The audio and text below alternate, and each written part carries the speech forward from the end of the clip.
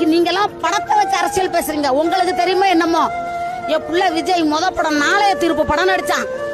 நாளைய தீர்ப்பு படம் நடிச்சு அந்த படம் நடிச்ச பணத்தை 3 கிலோ அரிசி போட்டு போட்டு எங்களுக்கு கொடுத்தா நாங்க வாங்கியிருக்கேன். நான் வாங்கியிருக்கேன் 30 வருஷத்துக்கு நான் வாங்கியிருக்கேன். பிள்ளை நாளைய தீர்ப்பு படம் நடிச்சு என் மக 23 வருஷம் ஆகுது. நாளைய தீர்ப்பு படம் நடிச்சா அப்பயே அரசியல் அரிசி போட்டு கொடுத்தேன். நாங்க வாங்கணும். என் தலைவி போட்ட பிச்சை இன்னைக்கு நீ வாழ்ற. அன்னைக்கு என் தலைவர் ஜெயலலிதா போனா நம்ம திருக்கோளையில இருப்பேன். இது நடந்திருக்கும் கண்டிப்பா. நாங்க போட்ட பிச்சையில என் தாய் என் தலைவர் நடிச்ச பழத்துல நீ வந்து ஆண்டுகிட்டு போய் தமிழ்நாட்டை ஏமாத்தி கையில வச்சு தலைவர் உன் வீட்டு குடும்ப அரசியல் நடக்குது. ஏன் எம்ஜிஆர் வந்தாரு குடும்ப அரசியல் பண்ணாரு, அம்மா வந்தாங்களா பண்ணாங்களா? அதே மாதிரி என் பிள்ளைய வரான் பண்ண மாட்டான். நேர்மையான அரசியல் பண்ணுவான். நேர்மையான அரசியல் பண்ணி ஏவங்க தலையெழுத்து மாறும்னு பாரு. அன்னைக்கு தெரியும்பா. நீங்க பாருங்களா, அது நடக்கும் கண்டிப்பா. புள்ள உட்கார வச்சுட்டோம்னா என் புள்ள அந்த பூமியை விட்டு மறைகிற வரைக்கும் புள்ள தான் எம்ஜிஆர்.